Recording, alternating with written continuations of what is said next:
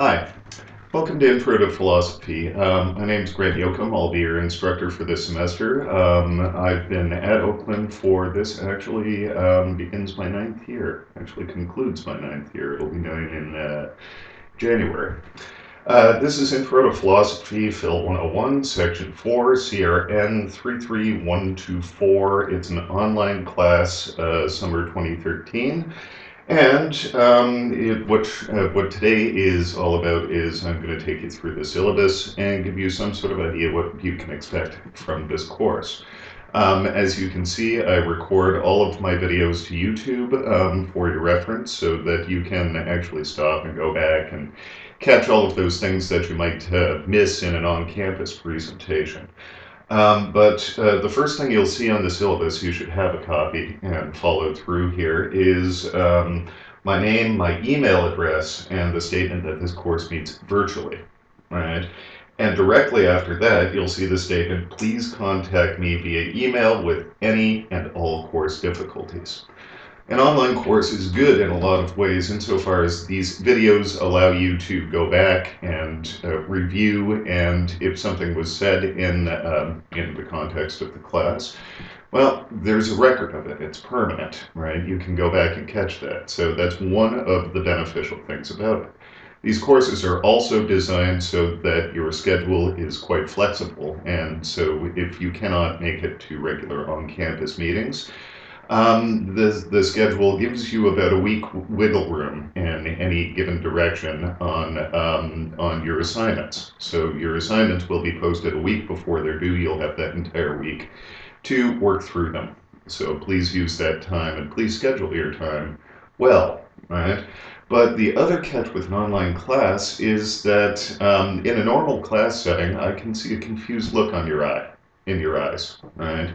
I can see that you might not be getting it, or I can see a touch of excitement in your eye, and I can push a topic a little bit further. So in an on-campus class, I can kind of read where you are with the material.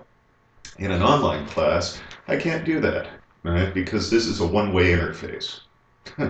So this actually puts a lot of the onus on you to engage with the class and let me know when you're not getting things, and to push me for more, right, when you're particularly interested in a topic, right? So that actually places a lot of the onus on you, right? A lot of people think online classes are actually easier than on-campus classes.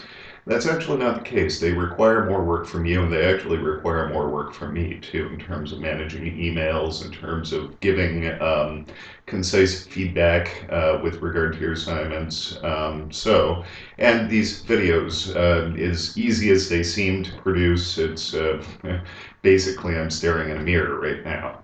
So it's really, really sort of anxious making. Anyhow, so the point of today is to go over the course syllabus. The large chunk that you'll find on the first page here is the course catalog description and the Gen Ed learning outcomes and course objectives, right? So I'll leave that to you to read through. One of the things that this course is supposed to be, though, so please note that I will endeavor to make it so, is a writing intensive course. Right, so you'll find your assignments are longer answer assignments. I require a minimum of 2 paragraphs in response to each of the 6 questions. So these are substantial assignments. Right. Every semester I've got somebody who gives me maybe 4 sentences as a response to a question on an exam. That's insufficient, right? That's not enough writing to satisfy the learning outcome as stipulated by Oakland University, right? You'll also find that these learning outcomes and the general description give me a lot of wiggle room with regard to the way that I can design this course, right? Study the main types of problems of Western philosophy. Readings are chosen to illustrate the development of Western thought from the ancient Greeks to the present. Offered every semester satisfies the university Gen Ed requirement in the Western civilization knowledge exploration area, right? And we'll do that. You'll note that, excuse me, The books that I've chosen actually start with the first major philosopher that we know anything about in Socrates. I know it's confusing. It says Plato's 5 Dialogues here. That's because Plato wrote down Socrates' position, right? So the author is Plato, the subject is Socrates. In this, the first of our book. We'll be reading one dialogue from here. Actually, let me double check that. I might have required 2 dialogues. No, it's just the apology. You're in luck. All right, I made your reading nice and easy. All right, there are 5 dialogues in here. It's the second of them, the apology, that we'll be reading. Also, don't freak out if your books don't look like my books. My books are old publications of the same material. But nonetheless, the content is the same. So Plato's 5 Dialogues will be the first book, and it will be Socrates. So this is basically the beginning point of Western philosophy. I'll be giving you a background video shortly after I post this on the pre-Socratic philosophers that are the precursors to Socratic thought. Right. So we'll be starting right at the beginning in ancient Greek philosophy, and it's sort of the trifecta of ancient Greek philosophers because we'll be moving to a late dialogue from Plato, which is his own position, the Phaedrus. After that, the subject of this one is Platonic love, which I'm sure you've heard of, which I'm sure you've heard a misinterpretation of. We're going to see if we can't correct that. After Plato, we move to Aristotle and his Nicomachean Ethics. You can see my book is held together by packing tape and battered and bruised, and we'll be going through the first 3 sections of the Nicomachean Ethics. The subject of this dialogue is happiness, which he tries to define.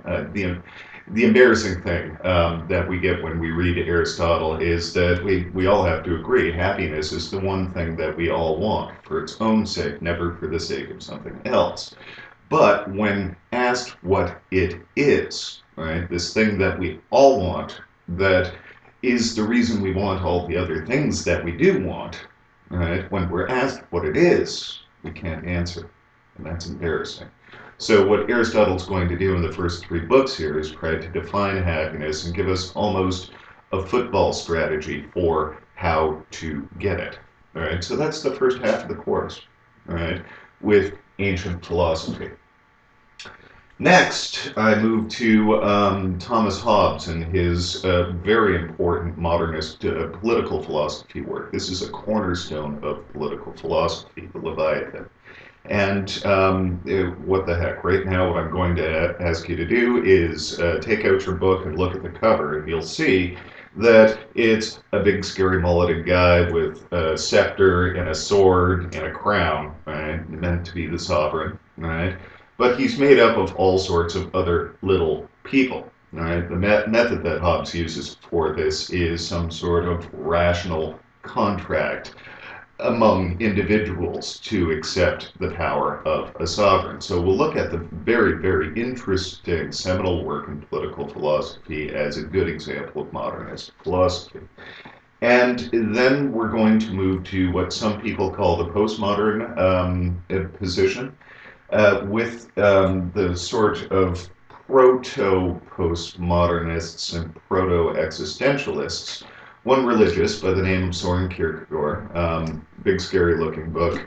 We'll only be looking at one of the dialogues from here, Sickness Unto Death, right, which is a very interesting one, which gives a pretty good introduction to religious existential philosophy, right.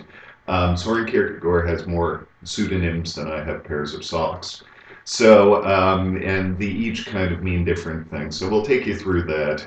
He's got a rather dizzying style of writing, which we will have to break down and go carefully through. But nonetheless, it's a very important modern, postmodern sort of existential thinker. And then followed by Friedrich Nietzsche's Twilight of the Idols, or How to Philosophize with a Hammer, which attempts a radical revaluation of values within Western culture, within the context of a form of Christianity that was waning in Europe at the time. So, those are the books for the course. It seems like a lot of them, but we're not going all the way through any one of these books. And what I've tried to do is get them as cheaply as possible for you. The first three are Hackett translations of these, which are out of date, off their copyright translations, but nonetheless very good ones with excellent explanatory notes in them.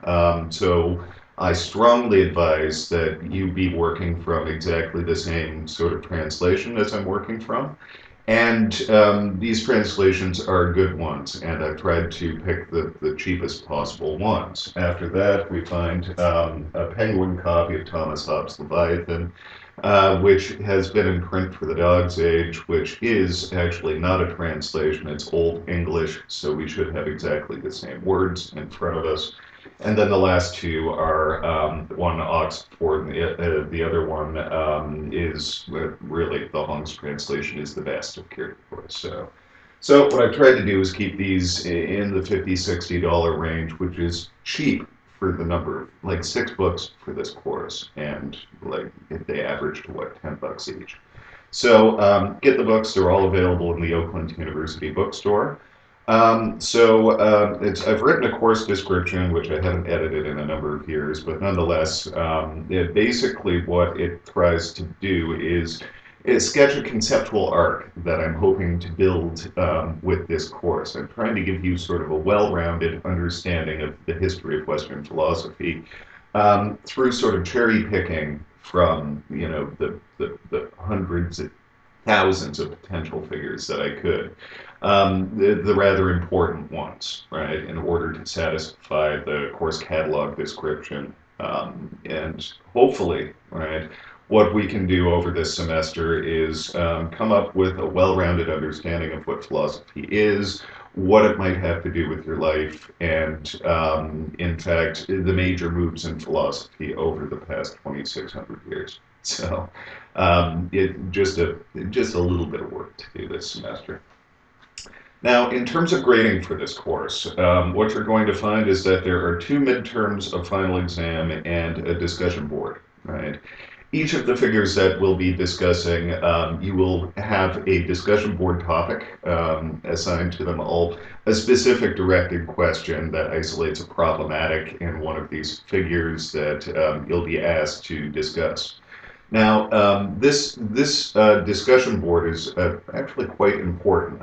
I've weighted it at 10% of your final grade, which doesn't sound all that important, but that turns A's into B's, B's into C's, and what have you, right? So it's important that you're expected to post a minimum of one response to the topic, right? What you'll find is with each of them, I'll be posting a video that isolates the problematic, discusses it a little bit further, points out why I think the question that I've asked is an interesting question. With regard to the discussion topic housed on Moodle, what you'll be doing is logging in and either typing in a response to the question or to somebody else's response on the question. The other thing I extremely welcome, I haven't gotten around to requiring it yet, but I welcome and hope that some of you will avail yourself to video responses, right? Like a short 3 to 5 minute YouTube video that you can post a link to as your response to the discussion topic, right? So that's 10%. Each of the exams, the 2 midterms and the final, will be exactly the same format.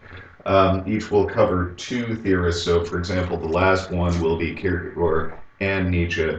Ask you a total of 6 questions, right? And any combination of questions, right? I reserve the right to ask comparative questions. Well, Nietzsche claims X, Kierkegaard claims Y. What's the distinction between these, etc., right? And like I say, these are longer answered questions, a minimum of 2 paragraphs response. So these will be at page 2 over to 3 of your syllabus. Will give you a schedule by which you understand what's due when, right, and where you should be in the course. Right? So I've numbered the weeks and given you dates as well. Now, just a quick thing, when I say a minimum of 1 response to each of the discussion topics, right, or a minimum of 2 paragraphs in response to each of these questions. What I mean by minimum, right, is the bare bone basics for a pass, right? It's on you to answer these questions until they're answered, engage with the discussion boards, in order to provide a lively, sort of energetic debate about the material. Minimum means minimum. Right. This is what you need to get like a C minus or something like that. Right.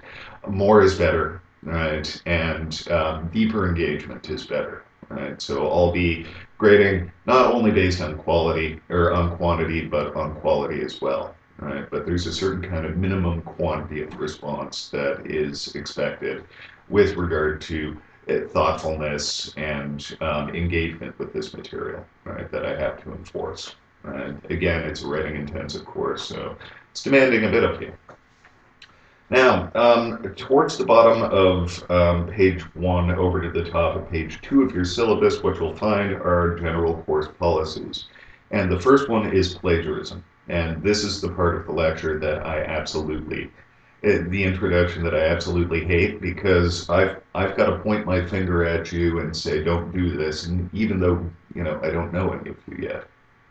And you haven't done anything yet. So the fact that plagiarism is an issue in these universities, and it's an issue in these universities, right, puts me in a position where I'm an accuser, and you're already criminalized in this course, and I don't like that. I will point out that each of the policies that you'll find here, and there are, 4 of them, right, are only on my syllabus because I've had problems in the past, right? So the first one, and probably the most important one that I've expanded my treatment of a little bit this semester, has to do with plagiarism. Understand what plagiarism is. Right? This is in the student handbook. There are policies available online. In fact, the policy that I start off by quoting here, you'll find a footnote that's reference to the student handbook. You're responsible for this, right? And if you don't understand what plagiarism is, this policy defines it. If you still don't understand what this policy is, contact me, contact the Academic Writing Center. If you do it, it's big trouble. Right? And again, I know you haven't done it. Right? We just met. This is the first video for the class.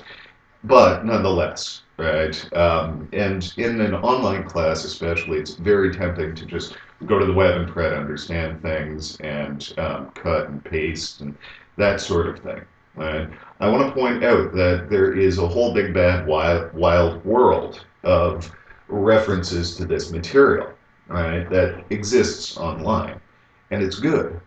We should have a number of interpretations, and in fact, in addition to my own interpretations, what I'm going to be doing is giving you a number of different interpretations of the material from other theorists that have recorded videos in order to turn this not into just Grant Yoakum on philosophy, right, but rather turn it into Grant Yoakum plus an entire engagement with the history of Western philosophy along with additional commentators, right? So your work, when you turn to actually inputting your work to the course, it's almost expected, right, that you will go the extra mile and engage with sources in addition to the core sources for the course. Of course. Awkward. Anyhow, right? But it's important that you understand that that's there for you to use. But if you use it, if the ideas or words are not from out of your own noggin, right, what you're going to have to do is give some sort of indication that so-and-so claims that, and not you claims that, right? Because if you don't make that distinction, it's as though you're claiming credit for someone else's work. Essentially what you're doing is stealing somebody else's words or ideas, right? And us academics, we exist in a world where, basically the only asset that we have to offer is our words and our ideas, right? So this is a major issue, right? And So I guess I'll just read the policy, which is worded sort of awkwardly. I don't really like it, but nonetheless, it gives a good definition of what plagiarism is, and this is what Oakland University says about it. Plagiarizing the work of others. Plagiarism is using someone else's work or ideas without giving that person credit. By doing this, a student is, in effect, claiming credit for someone else's thinking.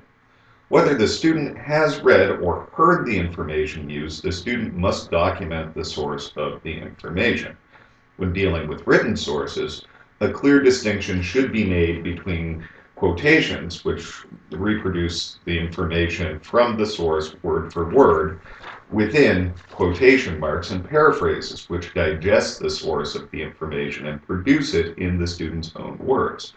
Both direct quotations and paraphrases must be documented.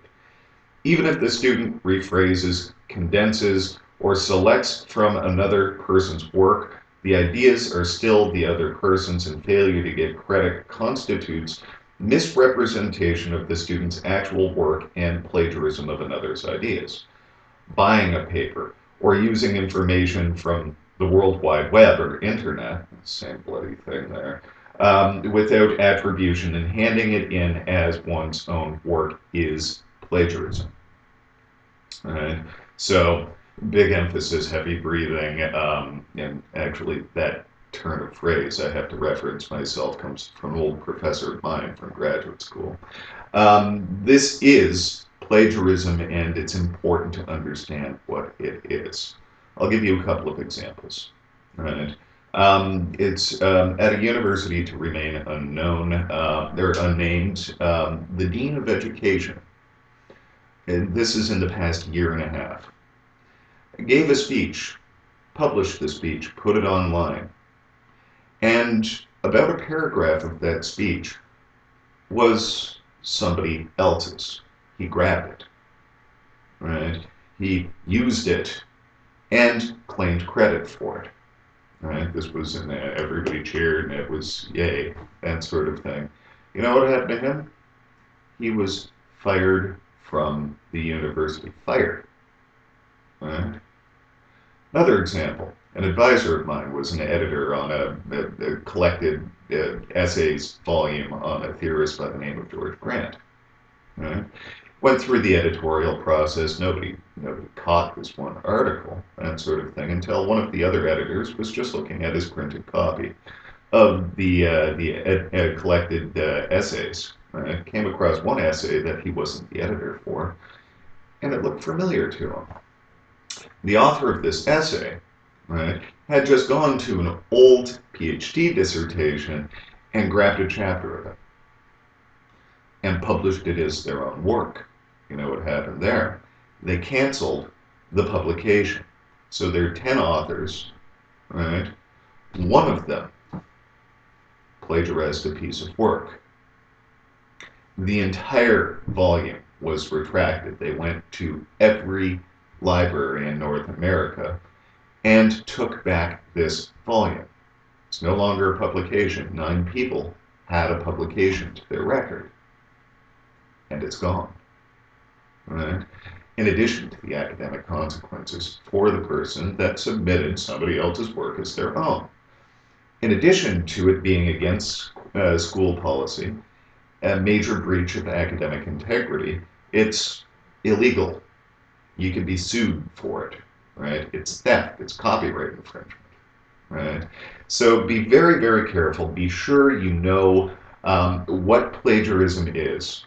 And again, this is me pointing my finger at you, and you haven't done anything yet. Don't do it. We won't have a problem. But be sure you know what it is in order to know how to avoid it. Right? This is one of the things that first-year university classes are supposed to do, and actually, frankly, your high school classes are supposed to do this, even before you get to us at the university. So if that didn't happen and you're not sure what plagiarism is, there are resources to help you. All right. So the first footnote there is the student handbook. That's a binding contract between you and the university, where they define what academic integrity breaches are. You're responsible for it. You should know it. It's the law. You're subject to it. All right.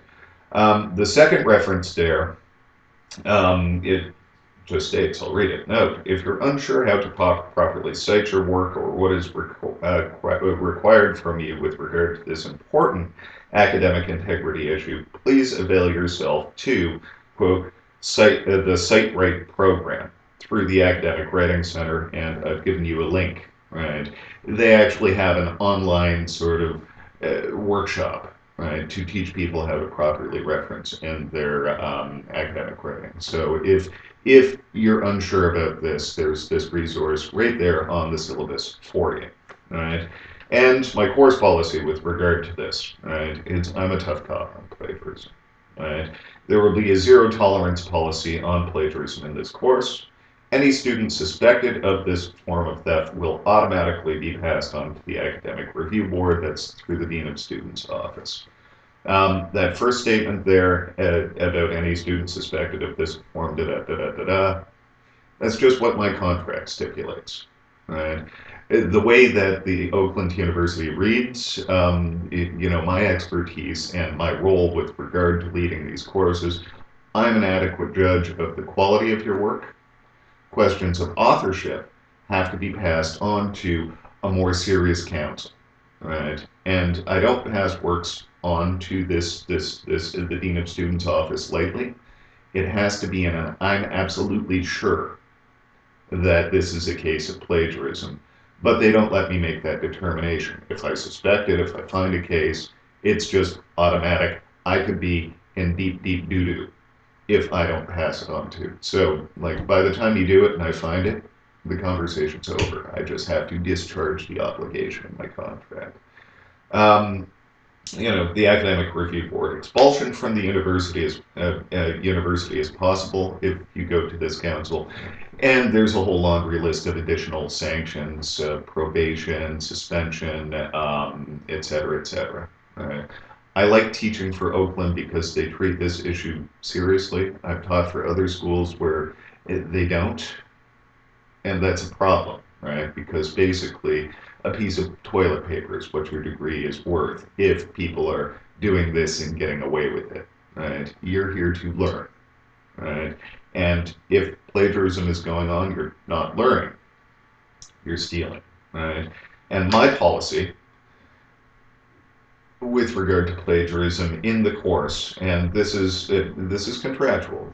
You automatically fail not the assignment, not the section of the course. You fail the course. You get a mark of 0 in the course if, right, in addition to whatever sanctions the Dean of Students office decides to put onto this. Right. So, yeah, I hate that part of the course. I'm sorry about that, right? Because you're new to this course, and I'm going, that's not fun, right? So don't do it. We won't have a problem. If you don't understand what's going on, this CiteWrite program is excellent, and we'll take you through proper referencing and when you have to reference, et cetera, et cetera, et cetera. It's a workshop-based kind of thing, right? So anyhow, enough about plagiarism, right? Because it's a major issue, but anyhow. Missed exam policy. I'm the first to understand that life happens, right? Life happens, right? Your pet gets sick, somebody in your family gets sick, you've got a flu, you get into a car accident. Life happens. Life happens, right? So I've got a policy to handle life happens here. In the unfortunate event that you miss an exam date due to serious illness or death in the family, you must notify me via email or by telephone / message with the departmental office. If you call the departmental office, I get those messages.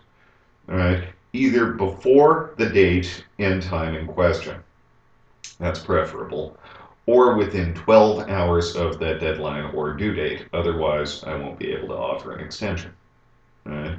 Especially in these fast semesters, and we have a fast semester here. You're going to see this is a breakneck pace through 2,600 years of, pretty weighty intellectual development, right?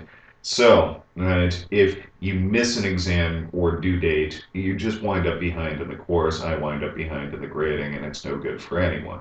But I'm willing to work with you if life happens. Right? If there's any problem with an exam due date, contact me before, preferably within 12 hours of if you miss it. And frankly, provided you're not in a coma, this should be possible, right?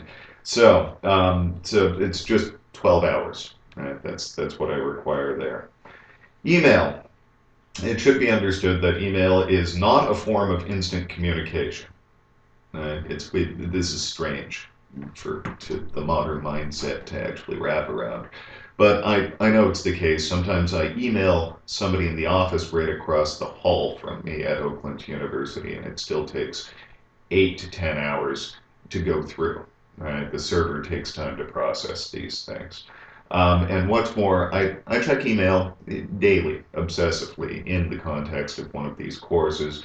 But in some cases, I'm busy and your question requires a longer response, and I have to think about it. I think it through, that sort of thing. Anyhow, this is my email policy.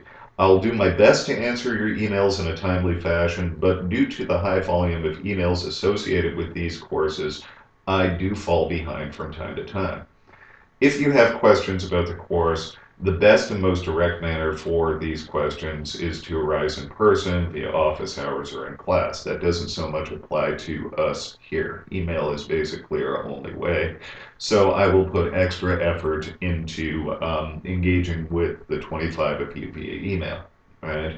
If I have a number of similar questions regarding the course material or procedure, I frequently send out a mass email to everybody addressing that question, right? So if you see something like that happen, it's because I've had 6, 5, 4, 10, 20 emails about the same question, and I've just emailed you all the response, because if 5 of you have that question, probably 20 of you have that question.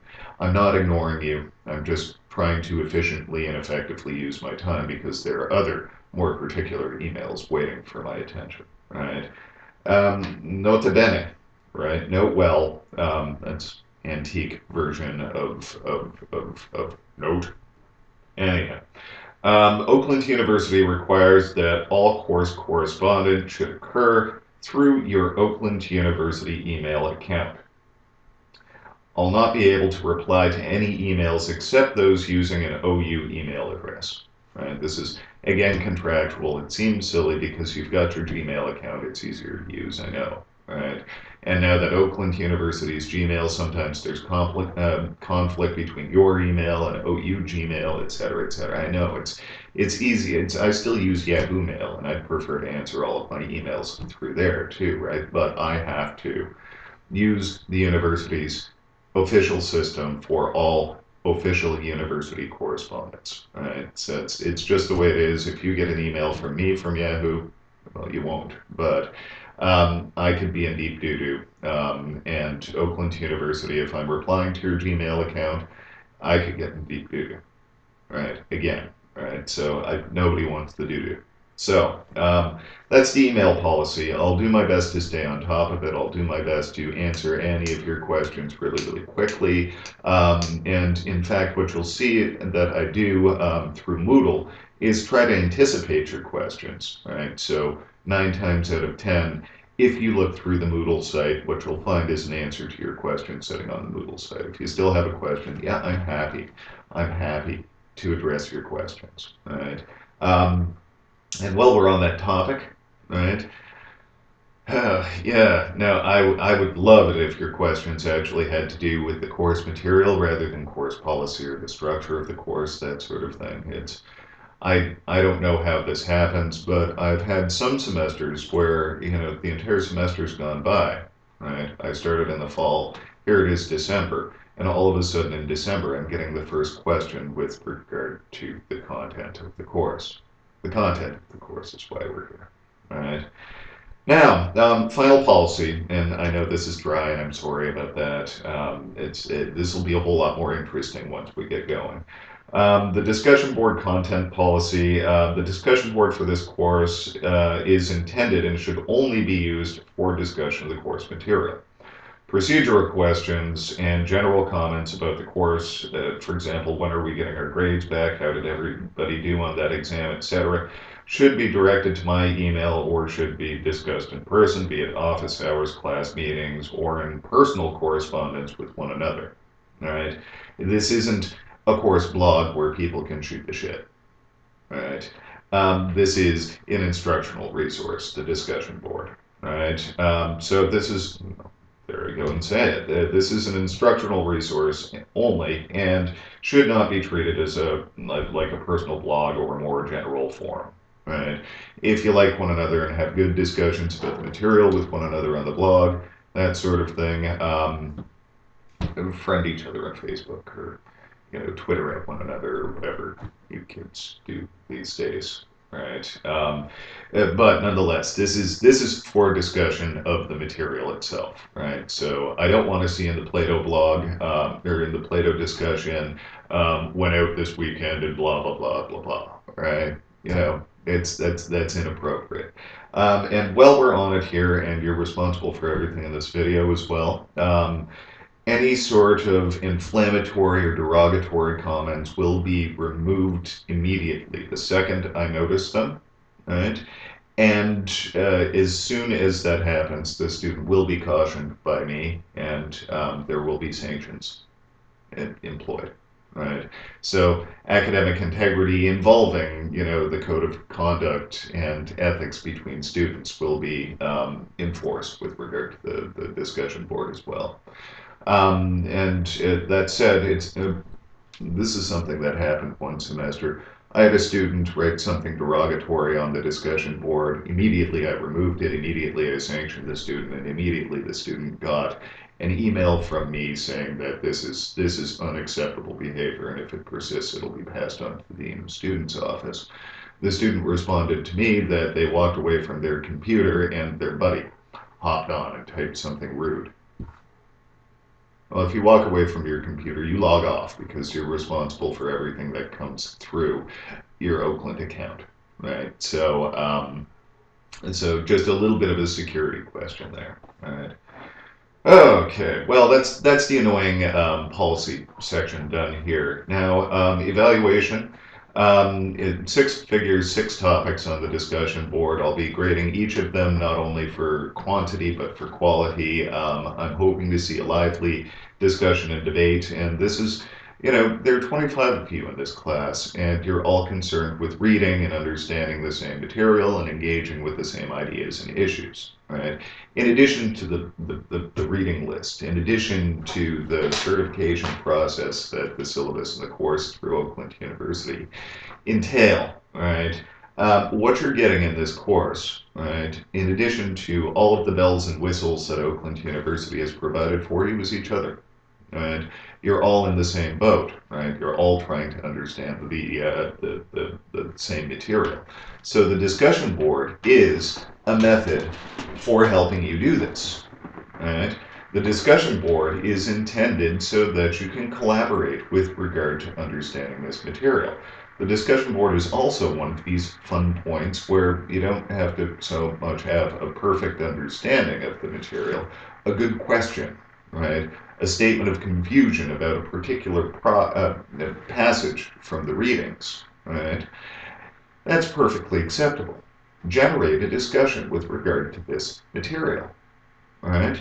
Now, that said, I'm leaving the discussion boards open until, all of them, open until the last day of this class, right? And you can continue getting grades for all of the discussion topics right up until the last day of this class. The same moment your exam is due, the discussion boards close, right? So you've got the entire class to engage with these discussions.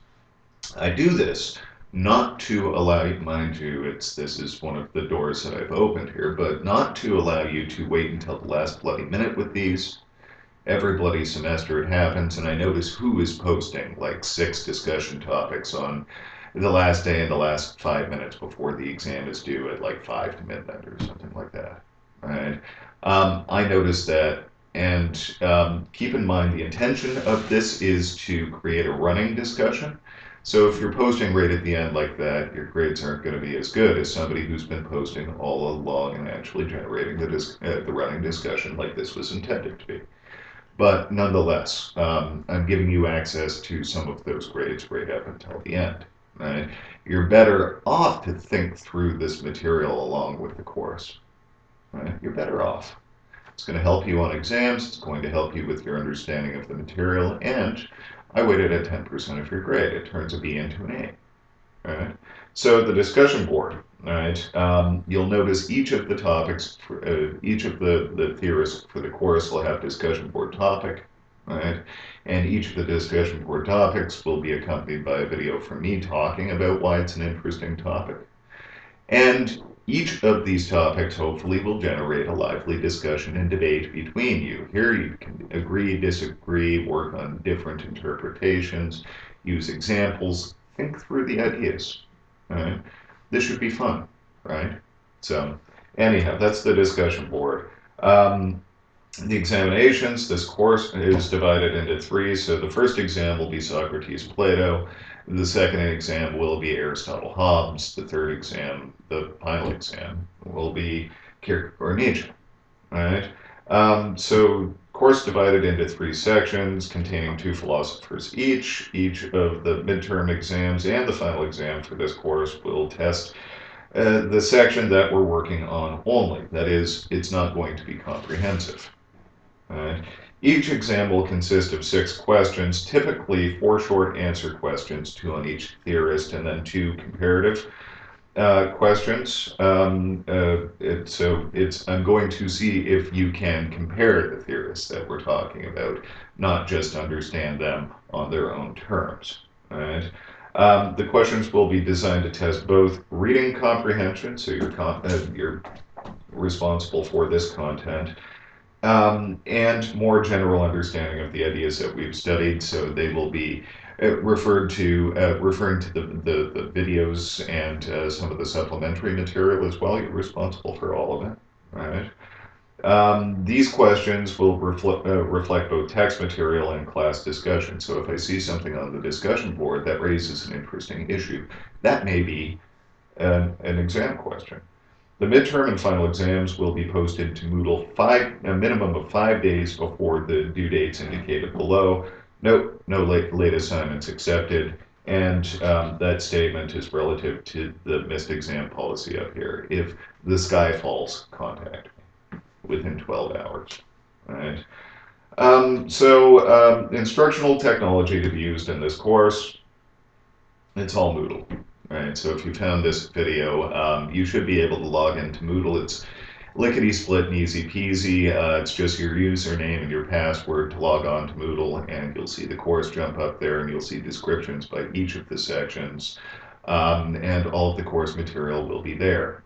It's not all there right off the bat, right? I dole it out throughout the semester, so you'll see this video and a background video for this week. You'll see the Socrates material next week. The video talks about the credo. You're not responsible for the credo, but nonetheless, it illustrates what's going on in the apology. So it's interesting, right? So anyhow, it's all Moodle. So you'll get links to video lectures, links to other video resources, notes and handouts. Maybe sometimes I don't like giving you my words because I get them fed back to me, and technically that's plagiarism, and I don't want to deal with it. So course assignments will be submitted through Moodle, and you can contact me through Moodle or directly via my email address. So your deadlines and due dates. First midterm, due July 21st, right? So that's 3 weeks from now. Right, so you've got a bit of time to get your feet wet in this class. I always do that at the beginning. Midterm number 2 will be due August 4th, so you see that's a bit quicker, right? I give you 2 weeks with the material, and then at the end of that 2 weeks, you've got a test, right? Then the final exam for this class will be posted to Moodle on the 15th, and then the due date will be the 21st. Note the 2 midterms are due at noon. That's 12 p.m., right? And the final exam will be due at 11:55 p.m. That's 5 minutes to midnight, right? So for the final, I try to give you the whole day, right? So that way the next day I'll be grading them, right? The discussion boards, like I say, will close at exactly the same time as the final exam. The last page of the syllabus, there are 2 basic things here. One is the tentative reading schedule, which divides everything into week numbers with dates next to it. So this week you can see it's hello, syllabus, course policy, overview, general historical introduction to philosophy. So it will be this video plus a background video dealing with pre-Socratic philosophers, which set up sort of a tension that Plato, Socrates will be addressing in the Apology. Right, so that's background you need to properly understand this. You're responsible for the background as well, right? I can tell you right now, the first exam will engage with some of the background material. So that's this week. Next week, we will be moving on to the Plato 5 Dialogues, and I've just required the Apology, which is best in a summer course. If I tried to have you read the Crito as well, I'd be requiring too much of you. All right. Week 3, it's about 49 pages of reading on Plato's Phaedrus, which is a fun, funky dialogue that consists basically of 3 speeches, a preamble, and I don't know, this is one of my favorite Platonic dialogues, so I hope you enjoy it. It's amazing how, relatable this material from like 2,600 years ago actually is. So I hope we have fun with that. Right, introduction, course policy, historical introduction, Plato's 5 Dialogues, Plato's Phaedrus, and then a midterm. After that, we move to Aristotle's Nicomachean Ethics, books 1, 2. Book 1, 2, and 3, that's about 50 pages of reading. And Hobbes' Leviathan, this is scary sounding, right? Chapters 6 through 19. That sounds like a ridiculous amount, but it's actually not a ridiculous amount. Some of these chapters are 3-4 pages long. So, and dry reading, but nonetheless, interesting material, right? And then the second midterm, August 4th. Week 6 is Kierkegaard, The Essential Kierkegaard, Sickness Unto Death. You can see it's like 12 pages long. It's not like a ridiculous amount of reading, but it's dense and going to involve a lot of picking apart.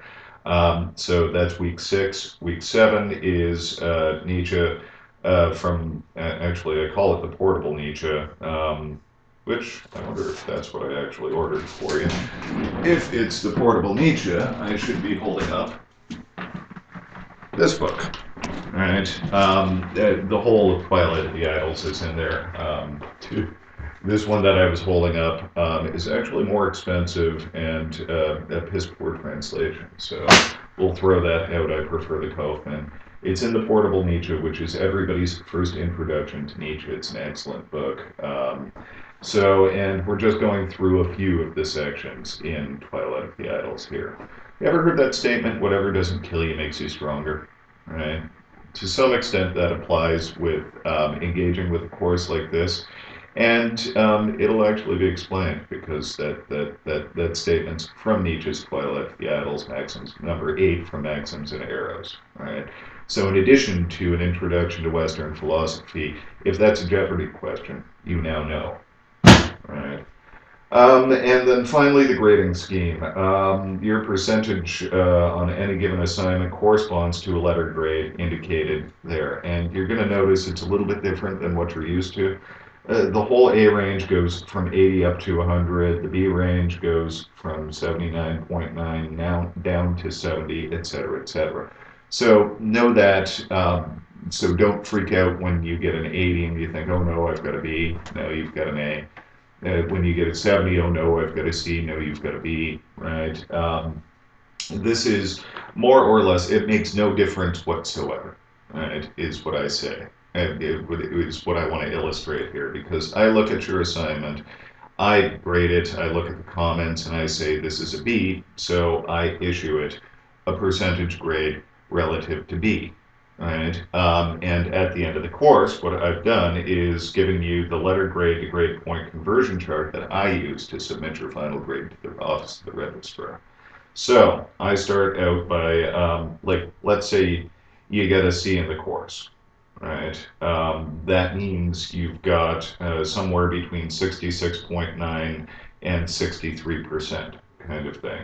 Then I go to the C range here, and it's a 2.4 to a 2.7 that's going to be submitted to the Office of the Registrar.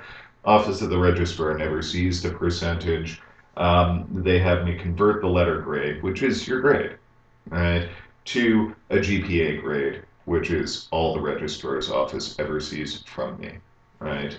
So that's the course, right? That's what we're going to be doing. I suppose I should have started out with this, but I should probably tell you a little bit about myself. Like I say, I've been teaching with Oakland University since winter 2005. Before that, I've taught for a number of colleges and universities, both in Michigan and in Canada and Windsor, where I'm from and currently sitting. So I've not just fallen off the turnip truck. My undergraduate education comes from the University of Windsor, so good strong training in the history of Western philosophy, good training in analytic philosophy, which is something I'll unpack as the course goes on. And then I did my master's at Brock University, and Brock University is where I'm currently completing a PhD. Actually, with a focus on this fellow, Friedrich Nietzsche. And what I'm working on these days is an approach to an urban social theory that looks at the activities of nonprofit community organizations and artist collectives as they engage with, rigid institutional structures and bureaucracies, both governmental and business. And specifically, I'm looking at deindustrializing cities like Windsor and Detroit, right, as part of it, because I think an interesting form of activism, civic engagement, and political criticism emerges if you read these activities through Nietzsche, right, as they apply to these regions that we're fairly familiar with around here. So, like I say, I've been teaching these online courses for about 5 years now, and they've developed and adapted and morphed. I'm getting better at them. And if you need to meet with me, right, please send me an email. We can arrange everything through email. If we're in a situation where I can't actually come to campus, really, it takes me about an hour to get to Oakland, and I'm happy to meet with you in a pinch at Oakland University.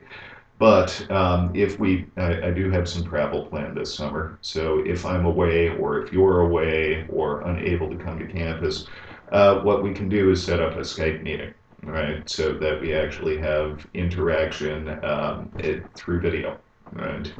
And it's not as good, but it's almost as good, right, as an in-person meeting.